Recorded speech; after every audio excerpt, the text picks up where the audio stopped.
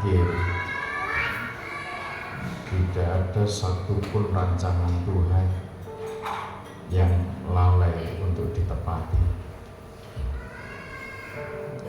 Saudara terkasih dalam Tuhan, masih dalam suasana gegap gempita merayakan perayaan kemerdekaan Negara Kesatuan Republik Indonesia yang ke-80, masih terasa semangat kebahagiaan terjadi di mana-mana, sampai di pelosok-pelosok pedesaan dengan penuh kebahagiaan mengingat kembali makna kemerdekaan itu. Kalau mengingat kembali akan perjuangan para pendahulu bangsa ini untuk mencapai pada titik kemerdekaan itu, tentunya bukan sesuatu yang mudah, bukan sesuatu yang gampang, tetapi ada suatu perjuangan, ada satu pengorbanan, bahkan tidak sedikit nyawa harus dikorbankan demi terbebasnya negeri ini dari penjajahan, dari perbudakan, dari penindasan bangsa lain yang lebih berkuasa untuk menguasai pulau-pulau di seluruh Nusantara ini. Demikian halnya bagaimana kita harus bersuka cita, bagaimana kita harus dengan penuh kebahagiaan seraya mengucap syukur karena kita dibebaskan dari perbudakan dosa oleh kuasa pengorbanan Kristus, oleh kuasa darah Kristus itu sendiri. Sebab itu kita baca kembali 2 Korintus pasal 3. 2 Korintus pasal 3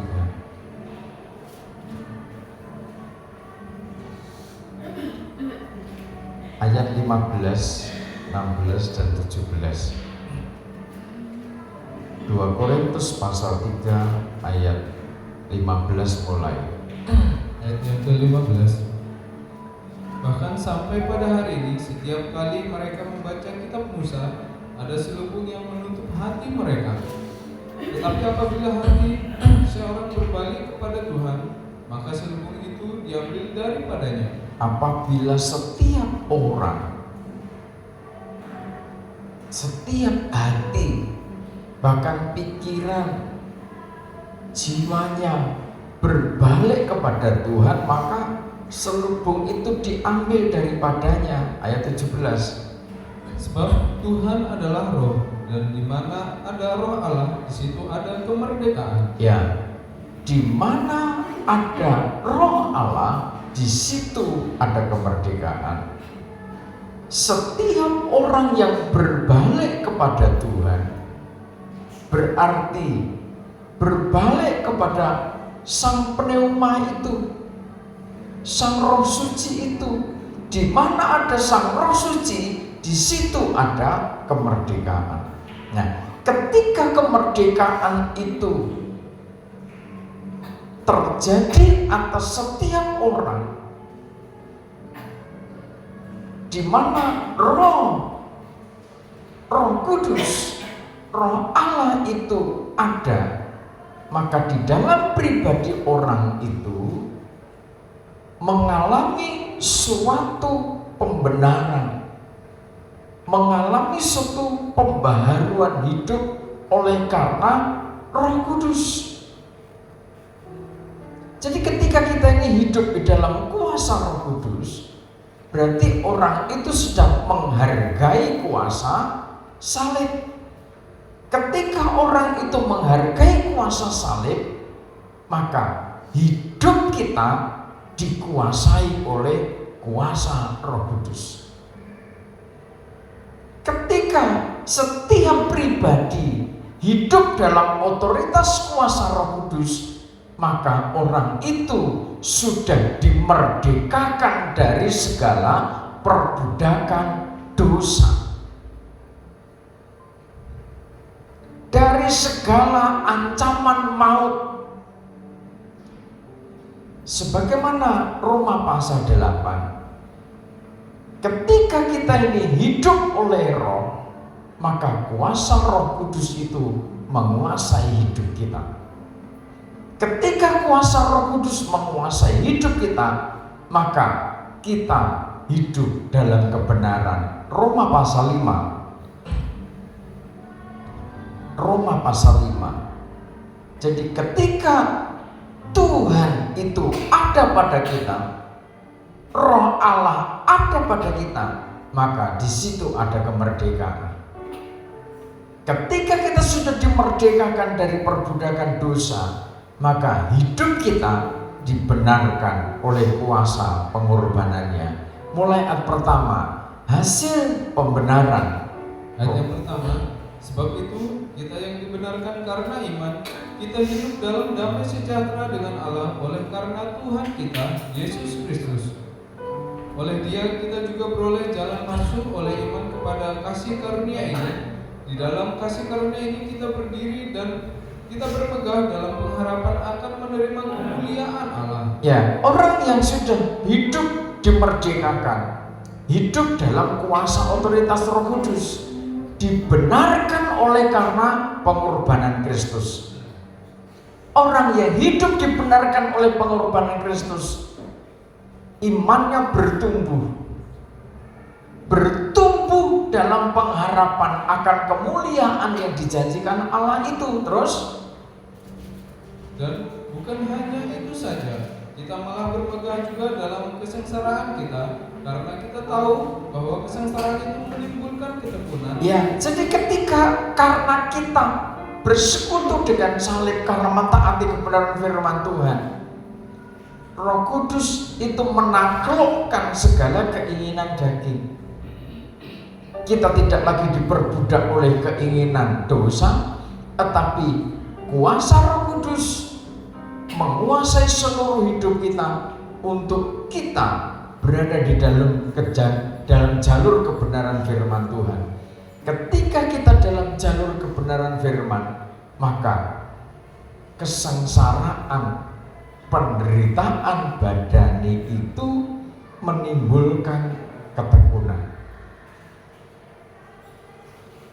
Kita bisa bermegah karena penderitaan. Penderitaan karena penaklukan keinginan daging terhadap kuasa firman, terhadap kuasa Roh Kudus.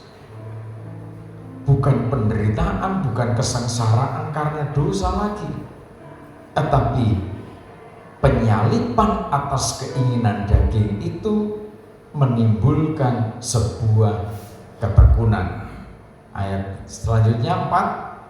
Ayat yang keempat, dan ketekunan menimbulkan tahan uji. Lah, ketika kita sudah bertekun, maka ketekunan itu menimbulkan tahan uji. Jadi kita dikatakan menjadi pribadi-pribadi imamat rajani yang tahan uji ketika ketekunan demi ketekunan itu sudah kita jalani. Bertekun berarti melakukan segala aktivitas yang terus-menerus kita kerjakan dengan teliti, dengan tanggung jawab, dengan kerelaan, dengan segenap pengorbanan. Entah itu sedang kita sedang bekerja, membangun usaha, membangun bisnis. Di dalam membangun bisnis, dalam membangun usaha, ada persoalan demi persoalan, ada inovasi. Bagaimana saudara harus mengembangkan itu dengan kreativitas roh yang Tuhan percayakan pada saudara, kreativitas roh yang Tuhan nyatakan dalam hidup saudara. Maka masing-masing pribadi terus kerjakan itu dengan bertekun, tidak putus asa, tidak menjadi kendor, tidak menjadi patah semangat, tapi bertekun, terus dikerjakan dengan jeli, dengan cermat. Ada apa? Demikian pun dalam melayani pekerjaan Tuhan. Ada apa seperti ini? Terus diteliti, diamati dengan bertekun, didoakan, sembahyang juga dengan bertekun. Semua harus kita kerjakan supaya kita kedapatan menjadi pribadi-pribadi yang tahan uji. Terus, dan tahan uji menimbulkan pengharapan. Nah, tahan uji menimbulkan pengharapan. Ya 5. Dan pengharapan tidak mengecewakan, karena kasih Allah telah dicurahkan di dalam hati kita oleh Roh Kudus yang telah dikaruniakan kepada kita. Ya, pengharapan yang di dalam roh itu pengharapan bukan pengharapan kosong, tetapi pengharapan yang pasti. Sebab untuk mencapai sesuatu yang kita harapkan itu, kita mendapat kasih karunia, kita mendapatkan anugerah dari Tuhan, di mana Roh Kudus telah dikaruniakan kepada kita. Roh Kudus itu jaminan untuk kita mendapatkan janji-janji Tuhan itu. Sebab itu menyembah, nanti kita akan masuk dalam peningkatan. Pentingnya kita ini menyembah di dalam roh dan kebenaran yang terus menerus saya sampaikan. Kenapa menyembah dalam roh dan kebenaran itu betapa penting? Ada apa dengan dunia ini? Nah, jaminan untuk kita mendapatkan janji-janji Tuhan itu adalah Roh Kudus. Materai yang Tuhan taruh dalam hidup kita adalah Roh Kudus. Roh Allah itu sendiri. Ayat 6, karena waktu kita masih lemah, Kristus telah mati untuk kita, orang-orang durhaka, pada waktu yang ditentukan oleh Allah. Ketika kita masih lemah, Kristus telah mati. Dia berjuang, dia memikul penderitaan itu, dia menanggung penderitaan itu, dan akhirnya dia menyerahkan seluruh hidupnya. Ketika kita masih lemah, biasanya orang mau berbondong-bondong berjuang, berkorban ketika melihat saudara kuat. Banyak orang berbondong-bondong mendekati saudara ketika saudara dalam posisi nyaman, aman, damai, sejahtera. Tetapi belum tentu orang, manusia mau datang kepada saudara ketika saudara lemah. Apalagi berkorban, apalagi berjuang. Tetapi Tuhan Yesus menunjukkan, membuktikan kasih-Nya ketika kita lemah, ketika kita tidak berdaya, saat itu Dia berkorban. Saat itu Dia membuktikan, Dia korbankan seluruh hidupnya demi kita yang lemah, supaya dibebaskan dari perbudakan dosa. Ayat 7. Sebab tidak mudah seorang mau mati untuk orang yang benar, tetapi mungkin untuk orang yang baik ada orang yang berani mati. Ya, untuk orang yang baik, untuk orang yang dermawan, untuk orang yang pokoknya pernah berbuat baik kepada saudara? Orang mau mati-matian.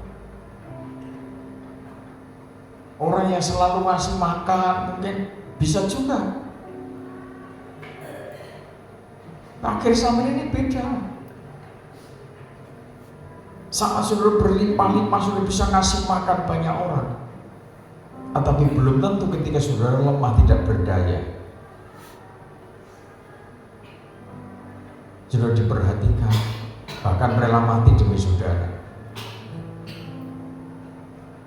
Berdoa pun tidak, ingat pun tidak, apalagi mendoakan. Ini akhir zaman. Tapi Tuhan Yesus memberi contoh, memberi teladan. Justru kita ini dipercaya oleh Tuhan untuk membangun gereja organisme tubuh Kristus. Terus ayat yang ke-8, akan tetapi Allah menunjukkan kasih-Nya kepada kita oleh karena Kristus telah mati untuk kita ketika kita masih berdosa. Ketika kita masih berdosa, Tuhan memberi contoh. Dia rela mati. Ini satu contoh, satu keteladanan, satu perjuangan. Bahwa demi jiwa-jiwa yang akan diselamatkan Tuhan, jangankan harta, jangankan materi, nyawa pun, ini contoh teladan yang sempurna. Nyawa pun diserahkan demi keselamatan umat manusia yang berdosa itu. Kadang-kala kita secara manusia mungkin milih-milih. Saudara masih pilih-pilih, masih pilah-pilah. Kalau anak lagi baik, saudara rangkul dengan baik, saudara sayang-sayang. Kalau anak masih baik, saudara betapa ramahnya dengan semangatnya menyaksikan kehebatan anakmu, kejayaan anakmu, keberhasilan anakmu, prestasi anakmu. Tapi mungkinkah ketika anakmu dalam posisi terlemah sekalipun, atau saudara terlalu bangga dengan orang tuamu, saudara bisa menyaksikan kedahsyatan, keprestasi orang tuamu? Tapi bisakah saudara sebagai anak-anak, bisakah saudara sebagai orang tua tetap solid mengasihi, tetap mau berjuang, tetap berada dalam titik kesatuan kebersamaan ketika melihat orang tuamu dalam posisi yang sangat lemah, tidak punya kemampuan apa-apa? Ketika saudara bisa melihat anakmu dalam titik terlemah, berdosa, tidak berdaya, adakah saudara sebagai orang tua mau merangkulnya, mau memeluknya? Bahwa saudara bertanggung jawab, saudara berdoa, saudara mengampuni, saudara berdoa, angkat dia dalam kemuliaan Tuhan itu. Adakah saudara masih yakin akan janji Tuhan, bahwa ternyata Tuhan sudah memberi contoh yang sedemikian rupa? Ketika kita masih lemah, ketika kita masih berdosa, Dia mau berkorban di kayu salib.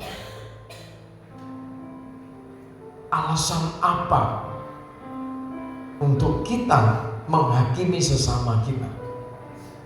Alasan apa yang akan kita tampilkan di hadapan Tuhan untuk kita menolak manusia yang berdosa?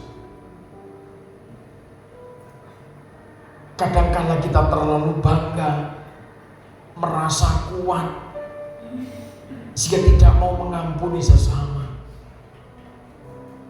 Terlalu gampang untuk menghakimi, terlalu gampang untuk mencela, terlalu gampang untuk mendiskreditkan orang, terlalu gampang untuk mencaci maki orang, terlalu mudah untuk terpengaruh kepada sesuatu yang negatif. Di mana letak kasihnya Tuhan itu? Kalau kita sama dengan dunia ini,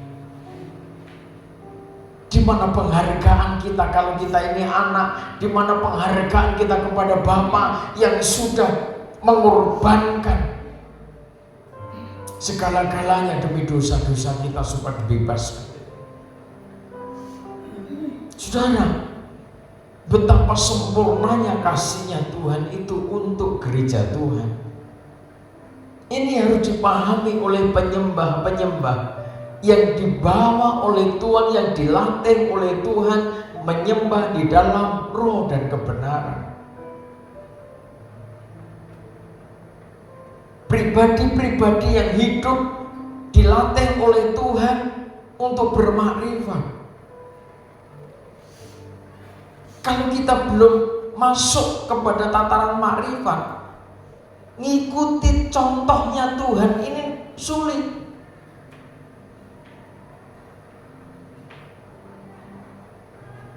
Menerima manusia kalau yang baik-baik gampang. Tetapi kita ini dipercaya tanggung jawab dari Tuhan bukan untuk menerima orang yang baik-baik.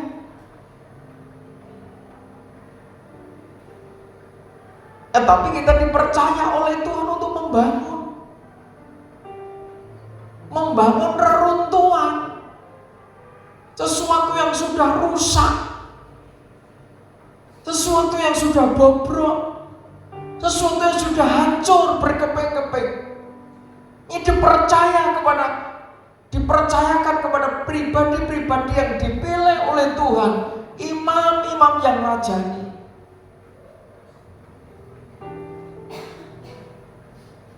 Oleh sebab itu, betapa dahsyatnya kuasa salib itu. Ayat seterusnya,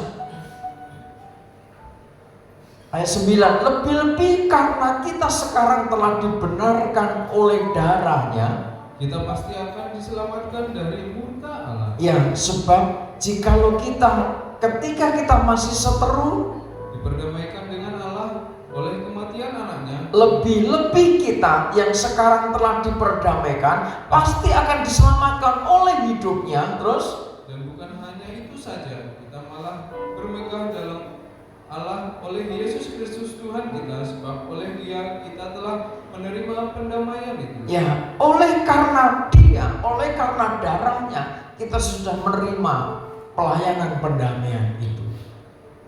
Menciptakan suasana yang damai, menciptakan suasana yang tenang, menciptakan suasana yang kondusif, di mana masing-masing pribadi, hati, pikiran, jiwanya dalam posisi kendalinya Tuhan. Kalau kita terfokus pada pengorbanan Kristus, maka janji Tuhan itu menjadi bagian kita. Dan dari dasar pengorbanan ini, maka kita dibawa sebagai penyembah-penyembah di dalam roh dan kebenaran. Penyembah di dalam roh dan kebenaran itu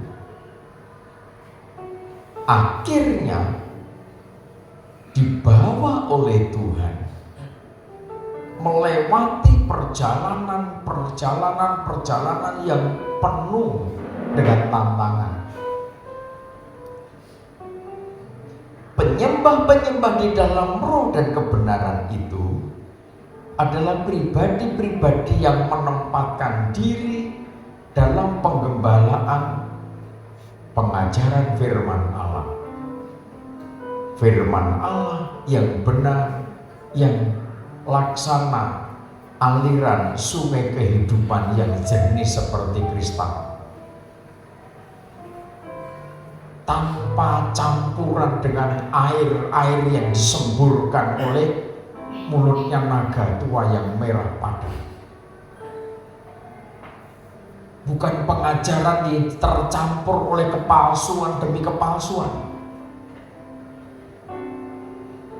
Bukan pengajaran yang dicampur dengan dusta. Bukan pengajaran yang dicampur dengan kebohongan, dengan nubuat-nubuat palsu. Kita waspada sebab pada akhir zaman, sebagaimana Tuhan Yesus sampaikan, akan muncul nabi-nabi palsu, akan muncul nabi-nabi yang palsu, yang ngomong seperti orang mabuk, yang ngomong tetapi tidak pernah terjadi. Ngomong tapi tidak pernah terjadi. Terus apa sebutannya kalau bukan kepalsuan? Sebab itu hidup pada akhir zaman harus betul-betul hidup sebagai penyembah. Penyembah di dalam roh dan kebenaran. Betul-betul hidup kita sebagai baitnya Roh Kudus. Kalau hidup kita sudah menjadi baitnya Roh Kudus, tidak mungkin roh kegelapan itu masuk, merasuk, menyusup, ngangslupi, kesurupan, tidak mungkin.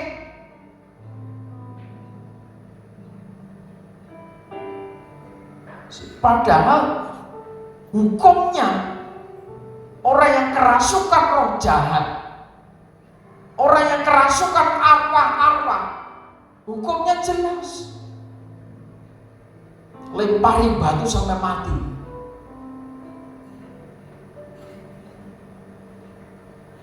Kalau hidup kita ini sebagai baitnya Roh Kudus, di mana Roh Allah ada di situ, maka di situ ada kemerdekaan.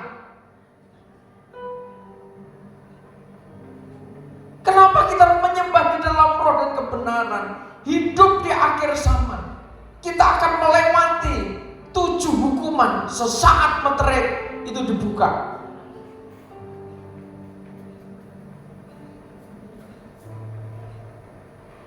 Kita akan melewati hukuman dari 7 akibat dari 7 sangkakala ditiup. Kita akan melewati hukuman sesaat bokor itu diremukkan, dihancurkan.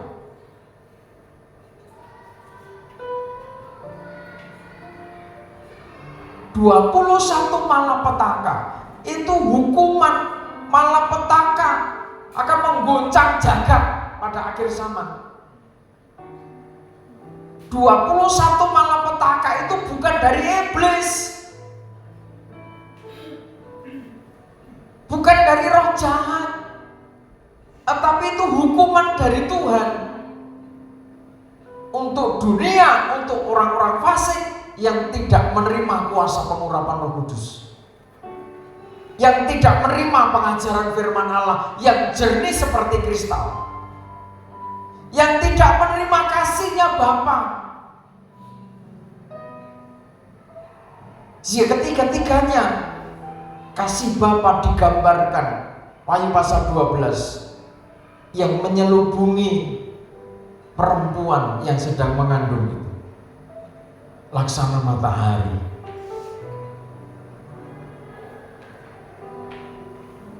Imannya gereja Tuhan, pengajaran firman Tuhan menjadi landasannya gereja Tuhan, digambarkan laksana rembulan. Kuasa pengurapan Roh Kudus digambarkan laksana 12 bintang yang menjadi mahkotanya perempuan yang mengandung dalam Wahyu pasal 12. Kalau kita tidak hidup di dalam kuasa Roh Kudus, dalam 2 Korintus pasal 3 tadi, kalau kita tidak hidup dalam kuasa Roh Kudus, tidak ngerti. Pikirnya 21 malapetaka yang akan terjadi tergenapi, yang tertulis dalam kitab Wahyu itu, dipikirnya itu setan yang bikin. Itu yang bikin Tuhan. Itu cambuk dari Tuhan untuk kefasikan dunia.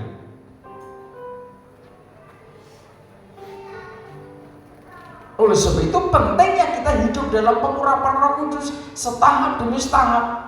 Saya ulang kembali pengajaran kitab Wahyu ini. Sudah berapa kali saya ulang sejak tahun 94. Sejak tahun 94 saya masuk di Majapahit, langsung saya sampaikan pengajaran ini kepada saudara.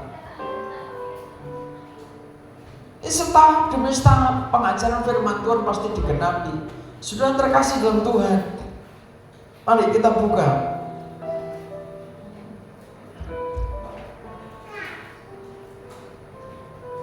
kitab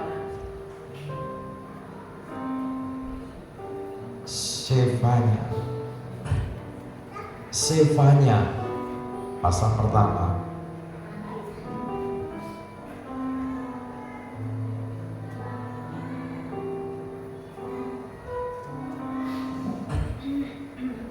Sefanya pasal pertama.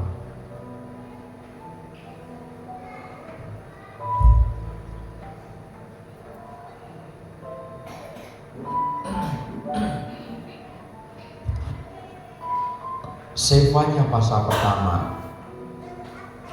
Mari langsung dibaca.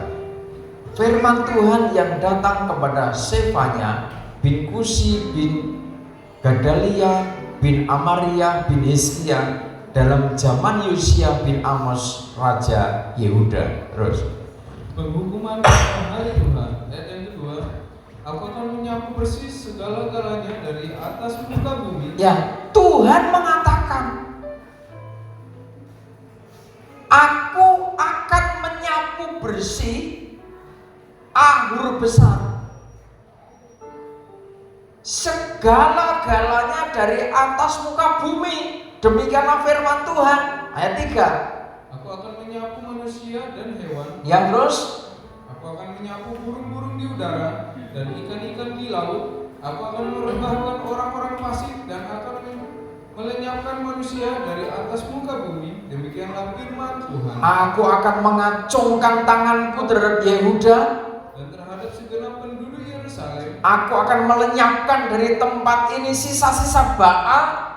dan nama para imam berhala. Ya terus, Juga mereka yang sujud menyembah di atas sotah kepada tentara langit, dan mereka yang menyembah dengan bersumpah setia kepada Tuhan. Namun di samping itu bersumpah demi Dewa Milkom, terus, serta mereka yang berbalik daripada Tuhan, yang tidak mencari Tuhan dan tidak menanyakan petunjuknya. ya, Tuhan begitu murka pada akhir zaman. Kenapa demikian? Karena banyak manusia fasik. Tuhan akan lenyapkan sisa-sisa Baal, nama-nama para imam Baal, termasuk orang-orang yang seakan sujud menyembah, yang menyembah Tuhan, tetapi juga menyembah dewa-dewa, termasuk Dewa Milkom. Bahkan tidak menanyakan petunjuk kepada Tuhan. Banyak manusia akhir zaman minta petunjuk kepada arwah, kepada orang yang sudah mati. Ayatnya seakai, sebanyak-banyaknya. Kalau saudara mau, ayatnya di mana? Kalau mungkin bertanya ayatnya di mana? Kalau kita tidak boleh bertanya kepada arwah, cari sendiri ayatnya sebanyak-banyaknya.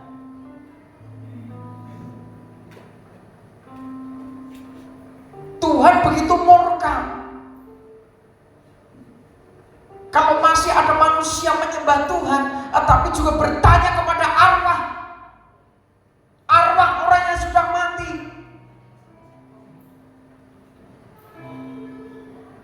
Bahkan memanggil arwahnya para nabi dipanggil, padahal yang datang itu setan. Jika memutar balikkan fakta, memutar balikkan kebenaran.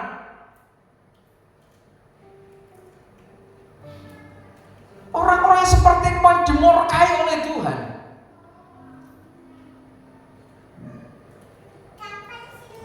Mengoplos pengajaran firman Tuhan, dioplos dengan pengajarannya Dewa Milkom, dioplos oleh pemberhalaan.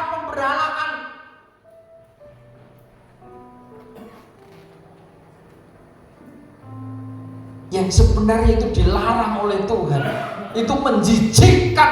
Tuhan katakan begitu. Saudara, akhir zaman, kalau kita menyampaikan pengajaran kita wahyu, kita tidak berjaga, pikiran kita betul-betul tidak dikuasai roh, hati kita tidak dikuasai roh, jiwa kita tidak dikuasai roh, justru terjebak. Terjebak dalam pemberhalaan demi pemberhalaan. Menyampaikan pengajaran kitab Wahyu itu bukan soal materi.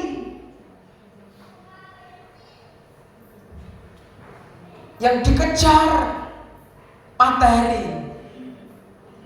Bertanya kepada arwah nanti supaya bawa materi, bawa uang yang banyak. Nah, orang-orang kalau kondisi seperti ini membahayakan umat. Oleh sebab itu Tuhan sangat murka.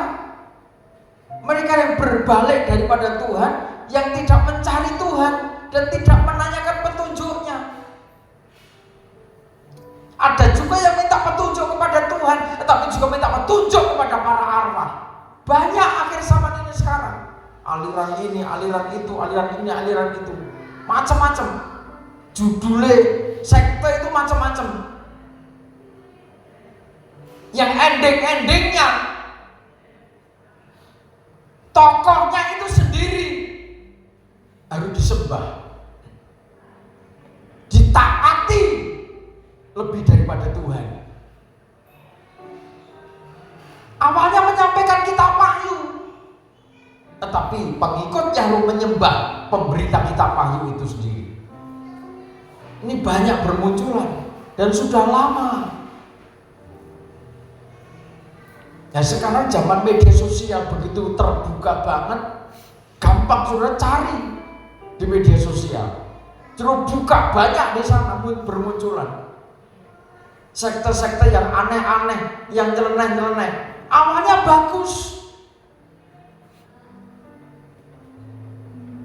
Tapi ketika sudah di dalam, kalau saudara betul-betul tidak berhikmat, bermakrifat, tidak menghargai salib Kristus, kebenaran itu dioplos, kebenaran itu dicampur adukkan di sana, sehingga mana yang benar, mana yang sesat, tipis banget.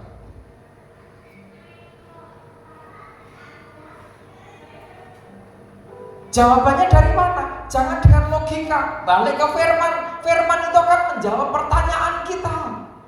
Tidak usah bingung-bingung, tidak usah masa tak bergumul dulu 3 hari 3 malam dulu baru saya tak sampaikan jawabannya. Langsung aja dicari. Kalau terkait kesesatan-kesesatan yang terjadi pada akhir zaman, langsung firman Tuhan akan menjawab kok. Tidak usah mencari jawaban sesuatu yang tertutup batu.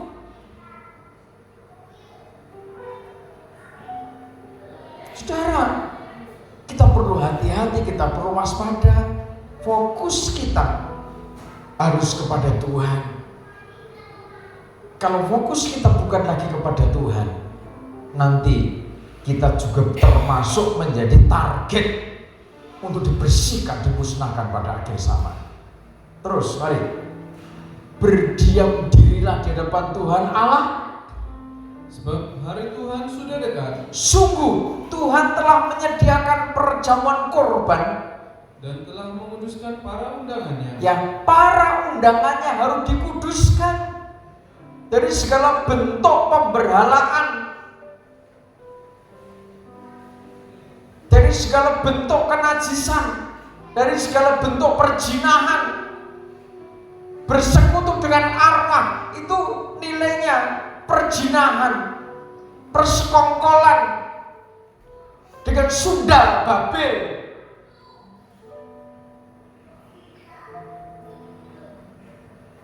Perempuan sundal Babel itu diantaranya pengendalinya adalah arwah-arwah, termasuk Lucifer.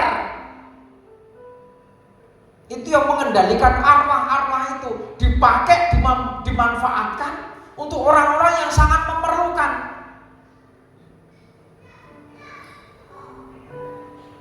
Orang yang sangat memerlukan bagaimana? Umpama di antara salah satu keluarga saudara dipanggil Tuhan, harapan saudara itu satu-satunya yaitu anggota keluarga itu, entah papamu, entah istrimu, entah anakmu. Seakan juga tidak bisa hidup tanpa orang itu.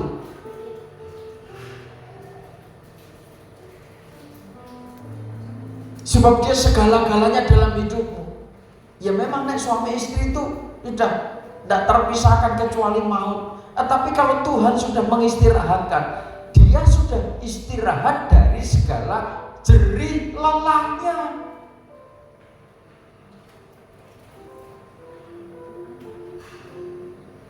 Kalau saudara cari-cari sampai ngeleng, sampai gila, yang datang nanti setan, bukan istrimu, bukan suamimu, bukan anakmu.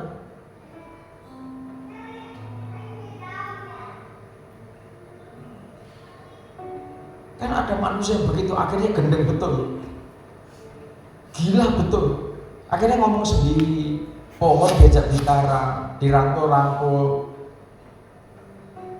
karena dianggap kasih sayangnya itu, dianggap kekasihnya. Karena apa? Terlampau, terlewat, tidak bisa memahami, tidak bisa menerima kenyataan. Cinta boleh, sayang boleh. Siapa yang manusia yang tidak sayang? Tapi tidak bisa disamakan juga. Loh, Tuhan Yesus naik ke surga, tapi rohnya naik masuk ke kita. Beda Tuhan dengan manusia. Dia sang pencipta itu sendiri. Ciptaan, ada aturannya untuk ciptaan itu.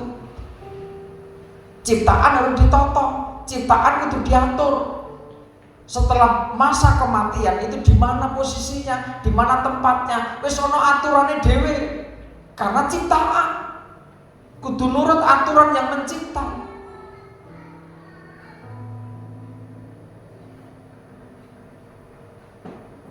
Undangannya harus dikuduskan. Perjamuan korban disediakan. Pada hari perjamuan korban, Tuhan itu, aku akan menghukum para pemuka, para anak-anak raja, dan semua orang yang memakai pakaian asing. Orang-orang yang memakai pakaian asing akan dimusnahkan. Terus ayat yang ke-9, aku akan menghukum pada hari itu semua orang yang melompati ambang pintu dan memenuhi istana Tuhan mereka dengan kekerasan dan penipuan. Orang-orang yang tidak menghargai sistem penggembalaan, orang-orang yang tidak menghargai pengajaran firman Tuhan, yang menggembalakan umatnya, tidak menghargai hierarki, tidak ngerti etika. Terus maka pada hari itu, demikianlah firman Tuhan, akan terdengar teriakan dari pintu gerbang ikan dan ratapan dari perkampungan baru dan bunyi keruntuhan hebat dari bukit-bukit. Merataplah hei penduduk perkampungan lumpang, sebab telah habis segenap kaum pedagang, telah lenyap segenap penimbang perak. Pada waktu itu aku akan menggeledah Yerusalem dengan memakai obor, dan akan menghukum orang-orang yang telah mengental seperti anggur di atas endapannya, dan yang berkata dalam hatinya, Tuhan tidak berbuat baik dan tidak berbuat jahat. Ya, saat itu nanti Tuhan akan menyatakan kuasanya. Tidak ada manusia yang bisa bersembunyi dari murkanya Tuhan. Termasuk Yerusalem pun akan digeledah dengan kekuatan Tuhan yang maha dahsyat itu. Akan menghukum orang-orang yang kasihnya mengental, kasihnya beku, orang-orang yang kehilangan kasih mula-mula. Kayaknya ada akhir zaman itu tidak ada artinya, tidak ada maknanya hidupnya. Ini Yerusalem. Lah kita ini bangsa kafir jaitun liar. Yerusalem itu digeledah Tuhan. Yerusalem itu kekasihnya Tuhan. Israel itu kekasihnya Tuhan. Umat yang dimuliakan di bumi dan di surga itu Israel. Itu aja digeledah, tidak lepas dari pantauan Tuhan. Apalagi jaitun liar. Terus maka harta kekayaan akan dirampas dan rumah-rumahnya akan menjadi sunyi sepi. Apabila mereka mendirikan rumah, mereka tidak akan mendiaminya. Apabila mereka membuat kebun anggur, mereka tidak akan minum anggurnya. Ya, penderitaan, perjuangan demi perjuangan orang-orang fasik tidak ada artinya. Tidak bisa menikmati hidup. Mau bisnis kebun, mau mendirikan rumah, semuanya tidak ada artinya. Sudah dekat hari Tuhan yang hebat itu. Sudah dekat dan datang dengan cepat sekali. Dengar, ya dengar. Hari Tuhan pahit, terus Pahlawan pun akan menangis. pahlawan pun akan menangis. Kalau akhir zaman, kalau hari Tuhan itu sudah tiba, kondisinya seperti ini bagi orang-orang fasik. Hari Tuhan pahit, pedih, pahlawan pun tidak bertahan. Ini untuk orang-orang fasik. Terus Hari kegemasan hari itu, hari kesusahan dan kesulitan, hari kesusahan, hari kesulitan, hari kemusnahan dan pemusnahan. Terus hari kegelapan dan kesuraman, dan hari berawan dan kelam. Terus Hari peniupan sangkakala dan pekik tempur terhadap kota-kota yang berkubu dan terhadap menara penjuru yang tinggi. ya, aku akan menyusahkan manusia. Terus Sehingga mereka berjalan seperti orang buta, ya, sebab mereka berdosa kepada Tuhan. ya, darah mereka akan tercurah seperti debu dan usus mereka seperti tai. Terus Mereka tidak dapat diselamatkan oleh perak atau emas mereka pada hari kegemasan Tuhan. ya, Dan seluruh bumi akan dimakan habis oleh api cemburunya, sebab kebinasaan malah kebinasaan dahsyat diadakannya terhadap segenap penduduk bumi. ya, kebinasaan dahsyat diadakan Tuhan terhadap segala penduduk bumi.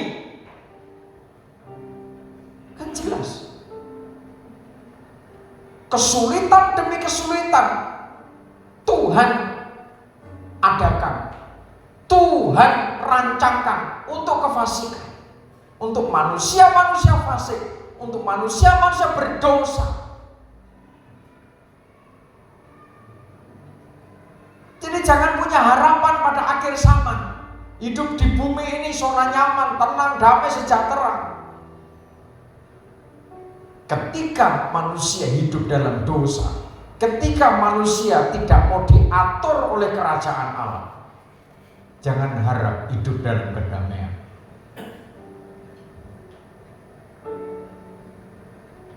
Yang Tuhan nyatakan untuk kehidupan damai sejahtera hanya teruntuk penyembah di dalam roh dan kebenaran.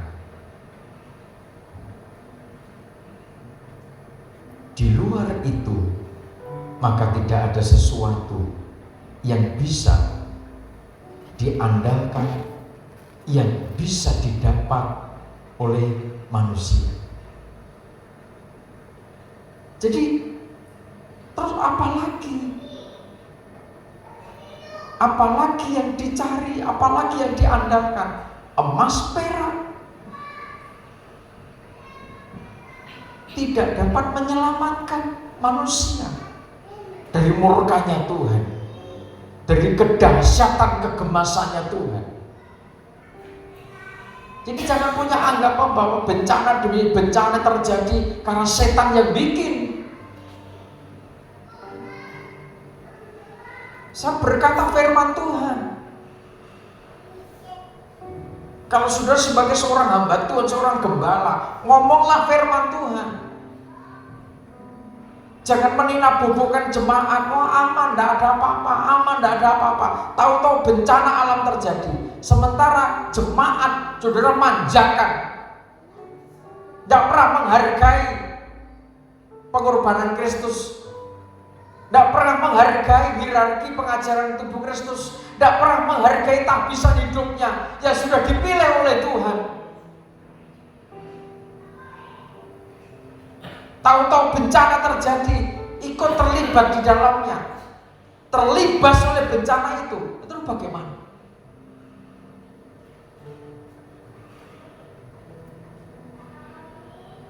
Lah 21 malapetaka itu nanti puncaknya. Ketika anak domba itu mulai buka meterai pertama, kegerakan kuda putih terjadi.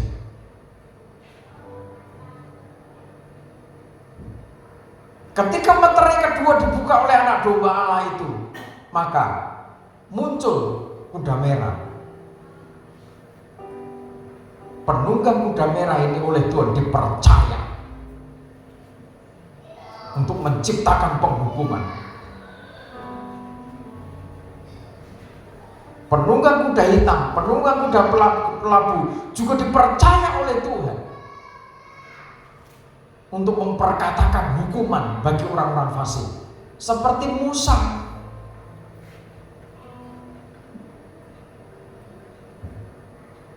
Musa dipercaya oleh Tuhan untuk memperkatakan hukuman tulah pertama, kedua sampai ke-10.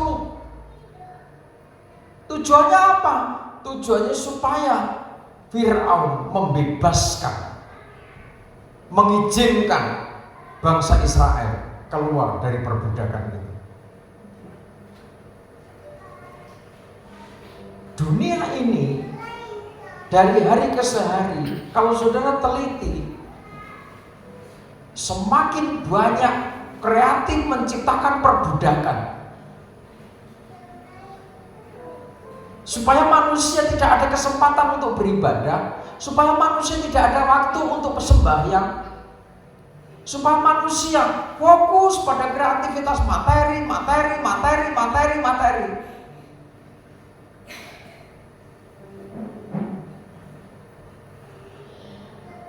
Sehingga Tuhan punya acara juga akhirnya. Kalau ini dibiarkan, siapa yang selamat nanti? Ketika dia datang, apakah mendapatkan iman di bumi? Akhirnya Tuhan mempersiapkan segala sesuatunya.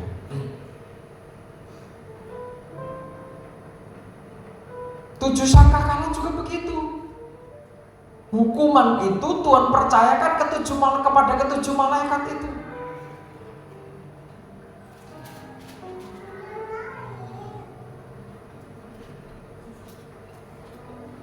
Jadi pembukaan meterai, yang membuka meterai itu anak domba.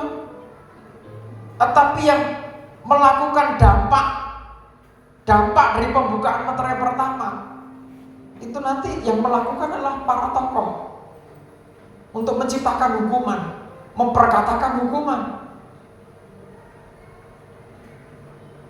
Tujuh sangkakala juga dipercayakan kepada ketujuh malaikat itu. Tujuh bokor juga dipercayakan kepada tujuh malaikat itu. Wahyu pasal 16.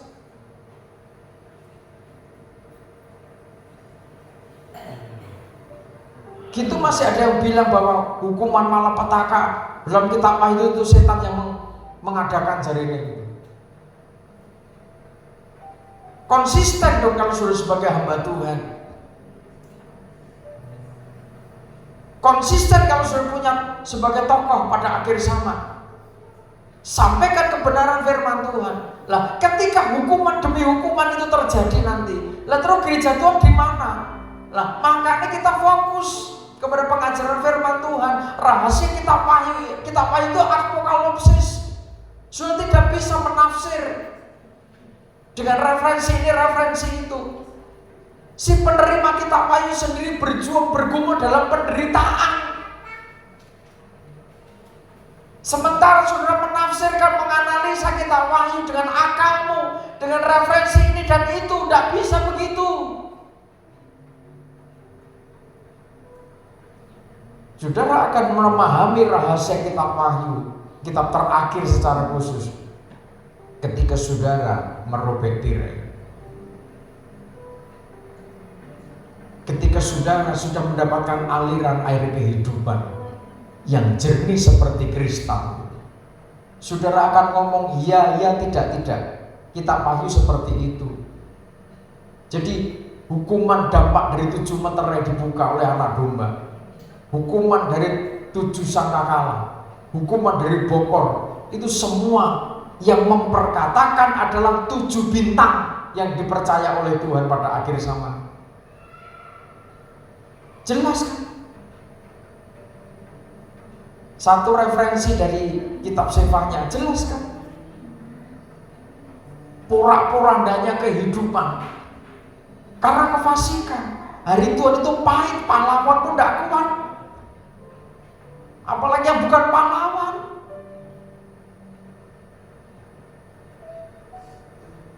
Hari peniupan sangkakala, di sana ada kesusahan, di sana ada kesulitan, ada pemusnahan. Kenapa demikian? Ayo dibaca.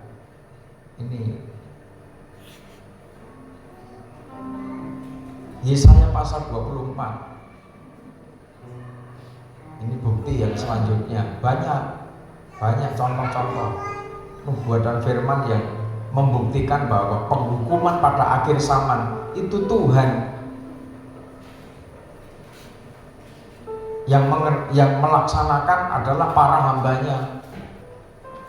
Tapi Tuhan yang tampil sebagai komando, sentral power untuk penghukuman itu. Kenapa kok Tuhan murka, begitu murka terhadap dunia? Mari, kalau tadi Sefanya, sekarang Yesaya pasal 24. Makanya kalau para imam, para lewi, para hamba Tuhan sudah tidak lagi bertanya kepada Tuhan, tidak lagi minta petunjuk kepada Tuhan, itu bahaya. Mari mulai pertama, nubuat tentang akhir zaman. Bumi dihancurkan. Mari.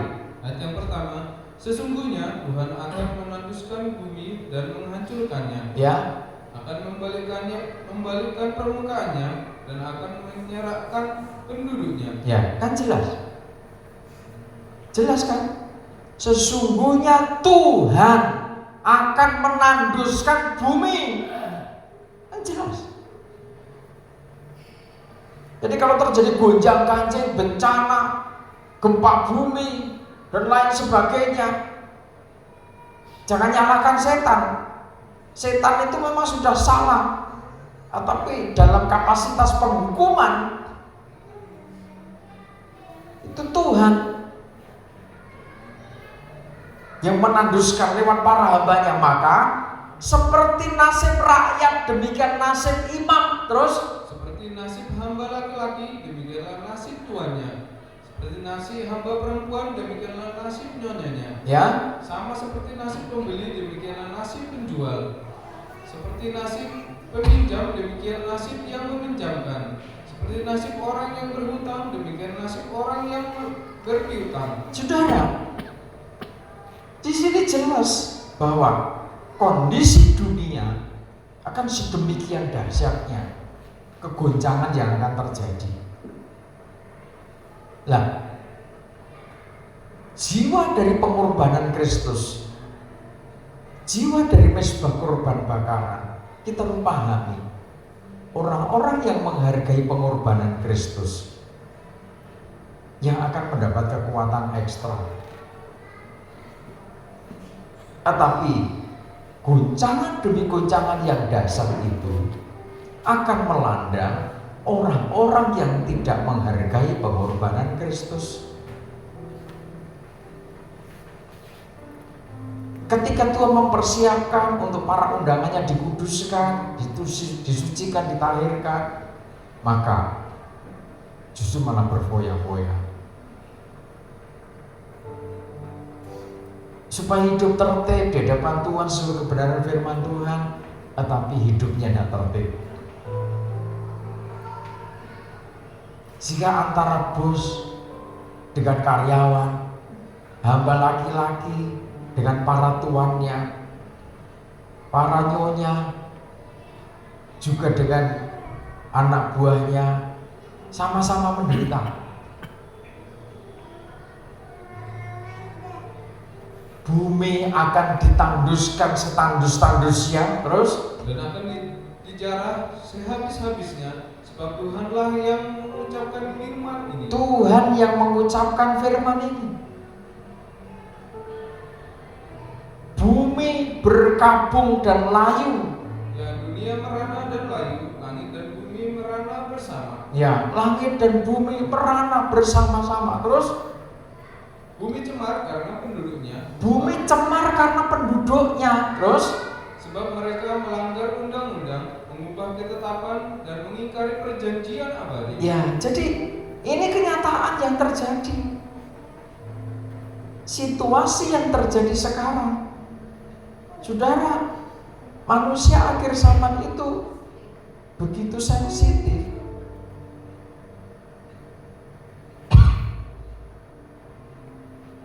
Oleh sebab itu saya ingatkan, kalau saudara sebagai anak-anak Tuhan, sebagai oleh kemurahan Tuhan dipercaya sebagai pejabat negara,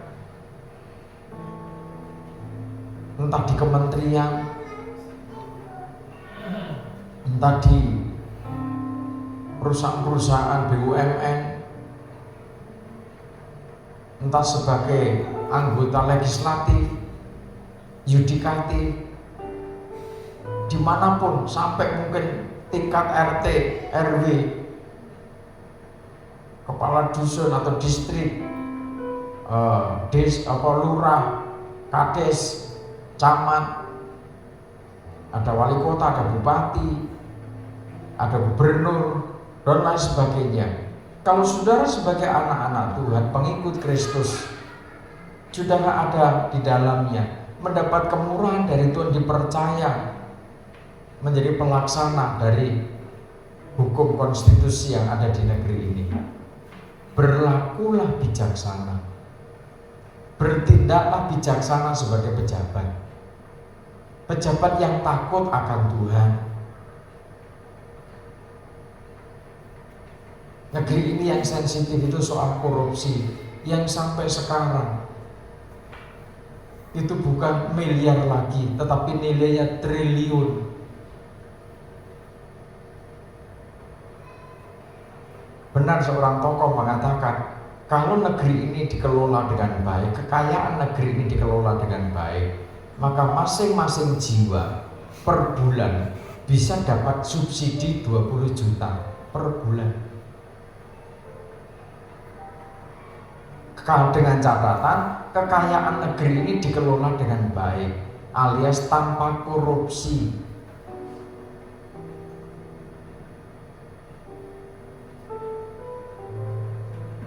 Ada satu negara yang betul-betul zero dari korupsi.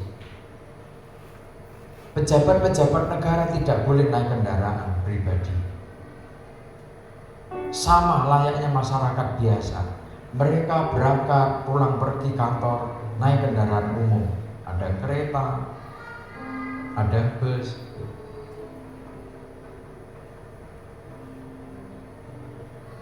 Mereka menikmati gaji sebagaimana sudah ditetapkan oleh pemerintah. Tidak mencuri sana, mencuri sini. Biaya anggaran proyek dicolong sana, colong sini, dipotong sana, potong sini. Jika bangunan infrastruktur di Indonesia ini banyak yang dicuri, anggaran 100 juta dikerjakan 60% dari itu, bahkan 40%.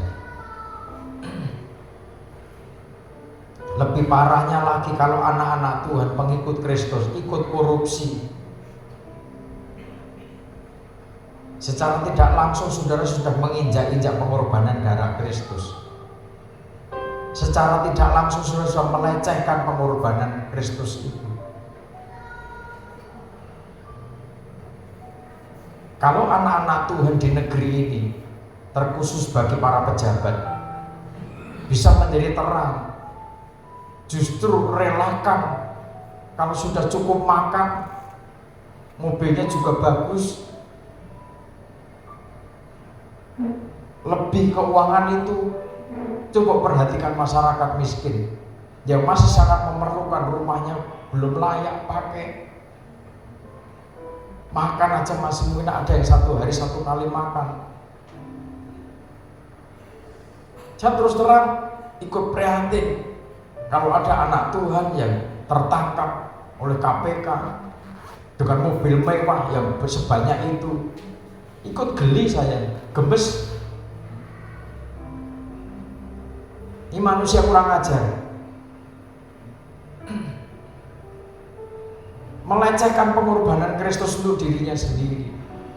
Ketika belum punya apa-apa, ya masih polos. Tapi ketika di lingkungan birokrasi yang sedemikian majemuk, dan itu tidak mungkin dinikmati sendiri. Yang namanya korupsi itu mesti ada konspirasinya, tidak mungkin sendiri. Sebab kalau sendiri tidak bisa.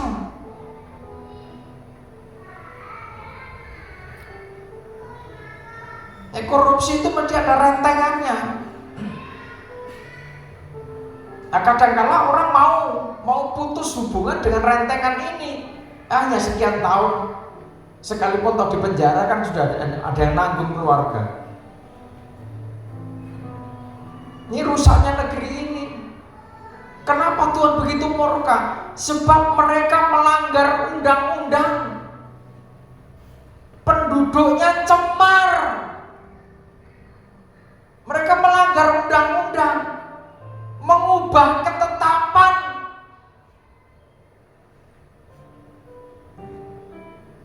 Undang-undang dasar direvisi.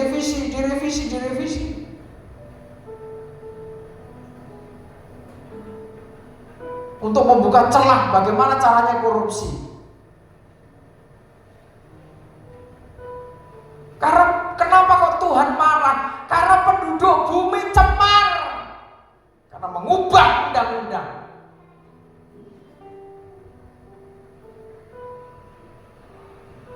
Nanti kalau sudah ada bencana, doa di sana sini, Tuhan kami tolak segala bentuk bencana, kami tolak segala. Saudara pendeta kaliber internasional pun salah doamu kalau sudah menolak gempa bumi. Kalau saya menolak ketetapan Tuhan, Tuhan akan menanduskan, menggilas bumi ini dengan segala bencana. Karena apa? Penduduk bumi cemar.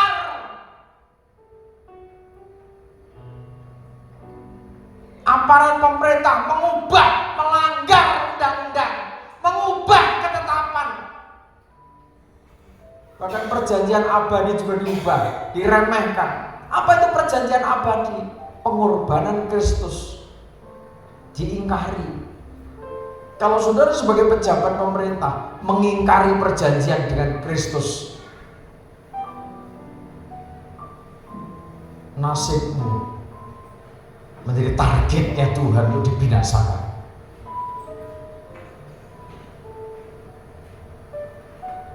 Kalau ada penetapan hukuman mati untuk para koruptor, kalau saya dimintai petunjuk, menurut Pak Pendeta bagaimana? Aparat pemerintah itu dipercaya untuk menyandang pedang,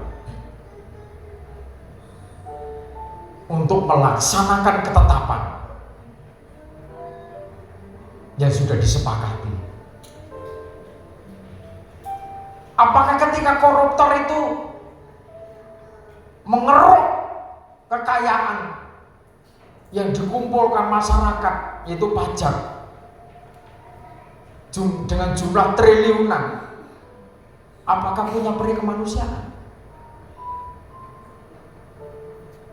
Apakah punya empati? Terus nilainya bagaimana? Apakah Tuhan tidak mengasihi? Tidak. Kalau sudah waktunya, di mana kasihnya Tuhan? Saudara mau teriak-teriak, Tuhan katanya maha kasih. Kenapa Tuhan begitu marah, semarah-marahnya begitu? Mau begitu manusia? Tidak ada waktu lagi sudah. Tuhan itu sudah lama menanti, memberi kesempatan untuk manusia berdosa, bertobat. Para koruptor itu bertobat, tak karepe dhewe. Habis gajinya naik, joget-joget. Apa masyarakat tidak marah? Marah. Berarti ini jaga diri dong.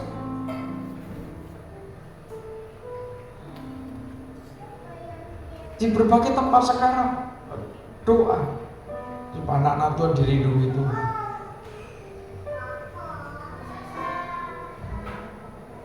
Karena manusia mengubah ketetapan, melanggar undang-undang.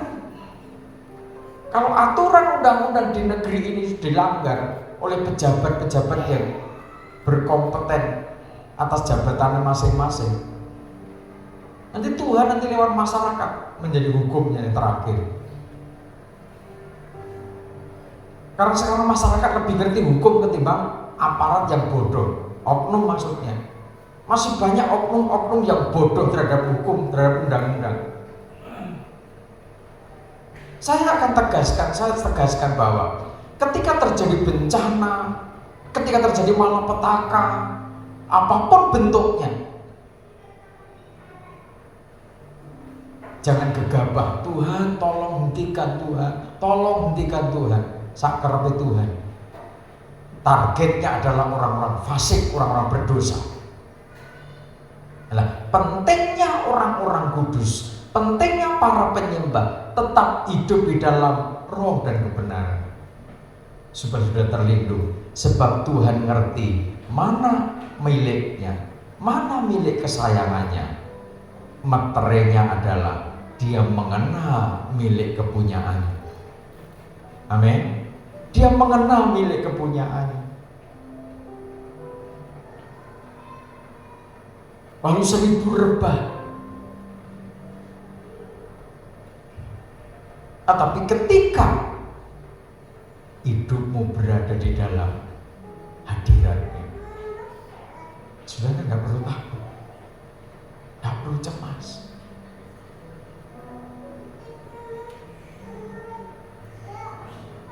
Ayat 6 dikatakan, sebab itu sumpah serapah akan makan bumi dan penduduknya akan mendapat hukuman. Sebab itu penduduk bumi akan hangus lenyap dan manusia akan tinggal sedikit. Ayat 7. Air anggur tidak menggirangkan lagi, pohon anggur merana, dan semua orang yang bersuka hati mengeluh. Ya, kegirangan suara rebana sudah berhenti. Keramaian orang-orang yang berria-ria sudah diam, dan kegirangan suara kecapi sudah berhenti.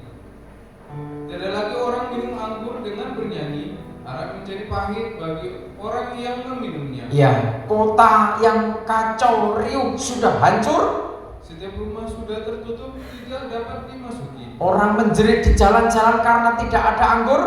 Segala sukacita sudah lenyap, kegiratan bumi sudah hilang. Yang terdapat dalam kota hanya kerusakan. Terus, Pintu gerbang telah didobrak dan runtuh. sebab beginilah akan terjadi atas bumi Di tengah-tengah bangsa-bangsa, yaitu seperti pada waktu orang menjolok buah zaitun, seperti pada waktu pemetikan susulan, apabila panen buah anggur sudah berakhir. ya, dengan suara nyaring mereka bersorak-sorai.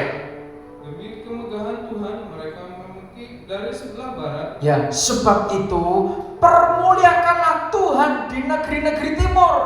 Nama Tuhan Allah Israel di tanah pesisir laut. Ya, dari ujung bumi kami dengar nyanyian pujian. Hormat bagi yang maha adil. Tetapi aku berkata, kurus merana aku, celakalah aku.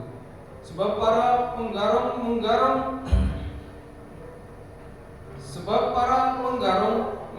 ya, terus mereka melakukan penggarongannya. Ya, jadi permuliakanlah Tuhan di negeri-negeri timur.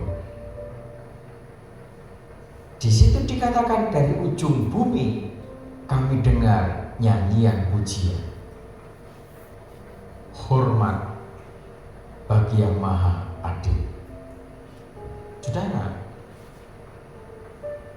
negeri timurnya Israel, di mana Yesaya ini menerima nubuat tentang akhir zaman ini. Dikatakan ujung bumi. Itu para penulis mengatakan dengan jelas, itu Indonesia. Paling timur yaitu Papua. Ujung bumi. Sebab itu Tuhan membangun penyembah di dalam roh dan kebenaran untuk menghadapi, untuk mempersiapkan diri menjelang kedatangan Tuhan. Sehingga ketika itu terjadi, maka saudara adalah penyembah-penyembah di dalam roh dan kebenaran. Negeri-negeri timur ini mendapatkan anugerah Tuhan. Negeri-negeri timur ini mendapatkan perhatian Tuhan. Ketika kegemasan murka Tuhan itu terjadi, saudara menjadi pelaksana, menjadi naungan untuk jiwa-jiwa itu diselamatkan. Ayat seterusnya, ayat yang ke-17, hai penduduk bumi, kamu akan dikejutkan, akan masuk ke lubang dan jerat. Ya, maka yang lari karena bunyi yang mengejutkan akan jatuh ke dalam lubang, dan yang lain dari dalam lubang akan tertangkap dalam jerat. sebab tingkap-tingkap di langit akan terbuka Dan akan bergoncang dasar-dasar bumi. Bumi remuk redam. Bumi hancur dulu, bumi bergoncang-gancing. Ya, bumi terhuyung-huyung sama seperti orang mabuk. Dan goyang seperti gubuk yang ditiup angin. Ya, terus Dosa pemberontakannya menimpa dia dengan sangat. ia rebah dan tidak akan bangkit lagi. Terus Maka pada hari itu Tuhan akan menghukum tentara langit di langit dan raja-raja bumi di atas bumi. mereka akan dikumpulkan bersama-sama seperti tahanan dimasukkan dalam liang. Mereka akan dimasukkan dalam penjara dan akan dihukum sesudah waktu yang lama. Ya, bulan purnama akan tersipu-sipu Dan matahari terik akan mendapat malu sebab Tuhan semesta alam akan memerintah. di Sion dan di Yerusalem, dan ia akan menunjukkan kemuliaannya di depan tua-tua umatnya. Ya, amin. Ketika ini semuanya tergenapi, dikendalikan dari Sion, puncak kemuliaan Tuhan itu. Oleh sebab itu, saudara terkasih dalam Tuhan, jelas dari dua kitab ini sudah jelas bahwa murkanya Tuhan pada akhir zaman, gonjang-ganjingnya dunia ini, itu bukti murkanya Tuhan. Tuhan menunjukkan kuasanya, Tuhan menunjukkan kedahsyatannya, sudah tidak bisa diremehkan lagi. Manusia tidak bisa melecehkan Tuhan lagi, karena sudah terlampau lama dunia ini, penduduk dunia berfoya-foya melebihi Sodom dan Gomora, meremehkan Tuhan, melecehkan hadirat Tuhan. Oleh sebab itu, jadilah penyembah-penyembah. Tempatkan diri saudara dalam penggembalaan pengajaran yang jernih seperti kristal. Saudara sebagai hamba-hamba Tuhan, para gembala yang dipercaya umat untuk menggembalakan umat, berbicaralah sebagaimana kebenaran firman Tuhan. 21 malapetaka pada akhir zaman, puncak dari murkanya Tuhan, itu Tuhan yang menyatakan kedahsyatan kuasanya lewat 7 bintang yang digenggam tangan Tuhan. 21 malapetaka itu akan terjadi. Bertindaklah bijaksana, bersikaplah hati-hati, waspada, tempatkan seluruh hidupmu pada penggembalaan yang menerangi hatimu, yang menerangi jiwamu, yang bertanggung jawab berjaga untuk membawa jiwamu kepada kemuliaan. Sebab tidak ada artinya emas perakmu pada akhir zaman kalau saudara jauh dari hadirat Tuhan, kalau saudara lepas dari penggembalaan pengajaran. Dimanapun saudara berada, jemaat mulai dari Papua sampai ujung Aceh, kiranya sudah memperhatikan pengajaran ini supaya hidupmu terlindung, keluargamu terlindung, pelayananmu terlindung. Tuhan Yesus memberi